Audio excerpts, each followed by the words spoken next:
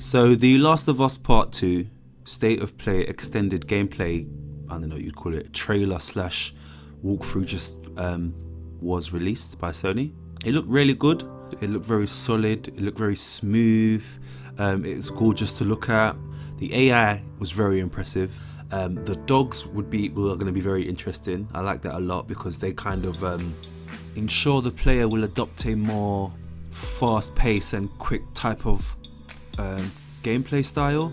You know, when you think of a stealth game, you think of slower, more methodical tactics or a more methodical way of playing, but it does seem like the AI will keep you on your toes and the player will almost always be reacting to what the AI is doing. In the gameplay walkthrough, the player had to constantly keep moving. It's very much seemed like that kind of game as well. Like, even though it has stealth aspects, you always have to think on your feet. There probably will be some room for, you know, like strategic planning, but I do think for the most part it did look very much like it's a case of you're going to be reacting to things that are happening around you.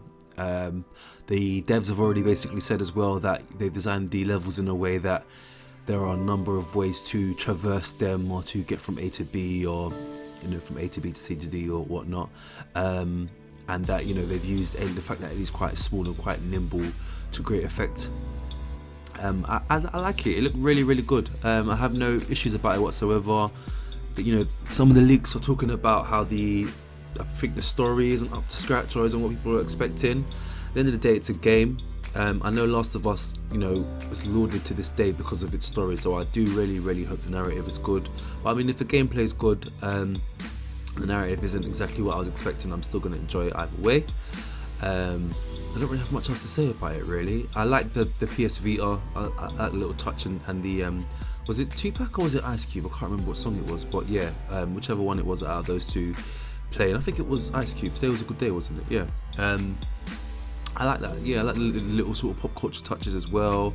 It makes you remember that, you know, it is actually a post-apocalyptic world and it could be our world. I hope they don't go overboard with that and make it seem a bit gimmicky, but it seems like, you know, that isn't going to be the case, hopefully. But yeah, all in all, it looked really good. You kind of know what you're getting with Naughty Dog now, a high level of polish. I'm not any more excited for it, mainly because, once again, you know what you're getting from a Naughty Dog game anyway, so there's not really much to get excited about, if that makes any sense. Not that's a bad thing.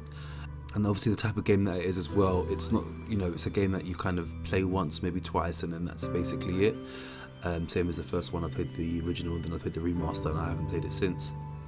There's an online mode that they haven't really shown off at all. Apparently it's going to get released post game launch, which is going to be very interesting because of the gameplay that they've shown.